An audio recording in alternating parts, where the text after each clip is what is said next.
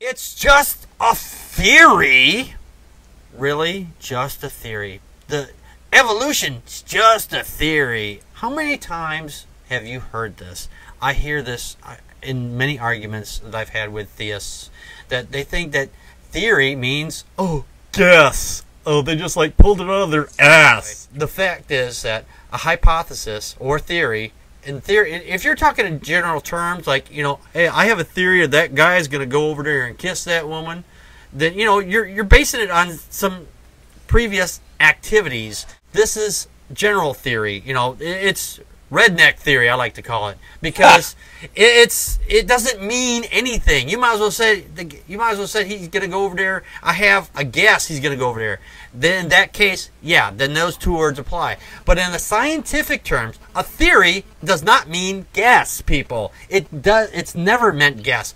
They take a bunch of facts that have been proven and hypotheses that have been proven, and then they turn that into a solid working theory. First of all, evolution is a fact. It is an observation that's demonstrable.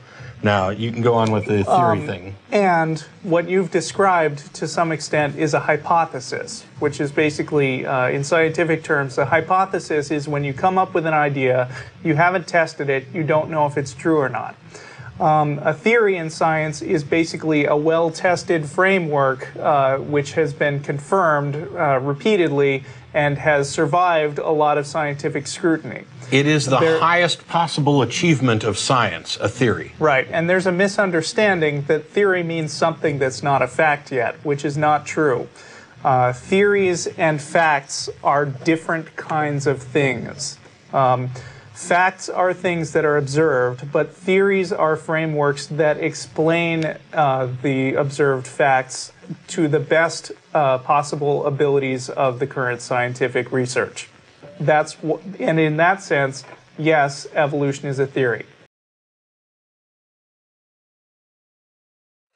I don't know how else I can explain this, but let's imagine that I have a box here, and Don claims that there is a unicorn in this box, and I say I don't believe him.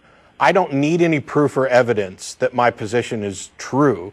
My position is validated by the fact that he hasn't presented any evidence for his claim. And when I open the box and look inside, I don't see this. And so then he tells me that it's an invisible unicorn. And I mentioned it wouldn't fit in this box. And he says, no, it's an invisible miniature unicorn.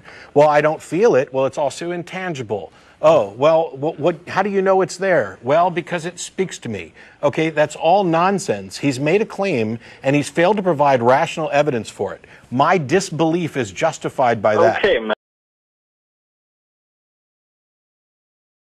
Dogmatic as religion, because it's not an ism. It's a response to an ism. It is the position that I don't accept your God belief. It is not a declaration of absolute certainty, and it is not anything that we're asserting is necessarily true, that there are, in fact, no gods. What we're saying, what atheism is this, I don't believe.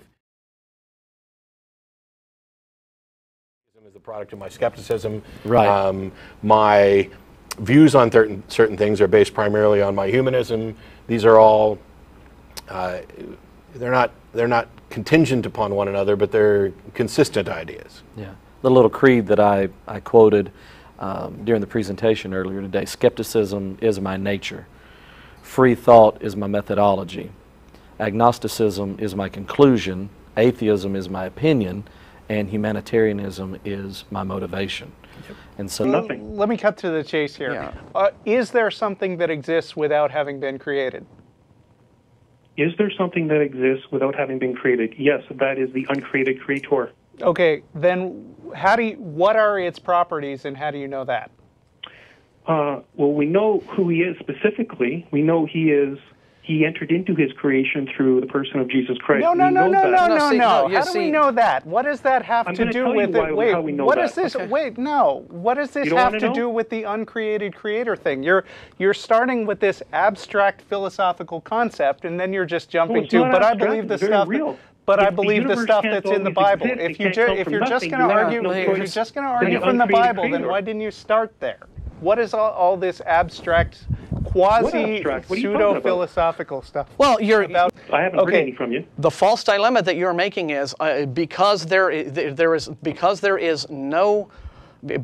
in the natural universe thing you can't have infinite regress and you can't have something coming from nothing. Therefore, the only other possible option is not just an uncreated creator, not just any uncreated creator, but the uncreated creator that specifically happens to be the biblical God. And how do you know that? The biblical God is because you personally can't find a natural explanation for the origin of the disciples' belief. What stops me? So if we can't come up with a specific explanation, then we must assume that your magical story about a book thousands of years ago, which describes a detailed story about a God coming to Earth, must be true because we can't think of something else. That's right. Okay. All right. And you don't understand why that's the argument from ignorance fallacy. And it shouldn't be that complicated because it's just a simple It's not that naturalistic explanation. complicated. It's nonsense.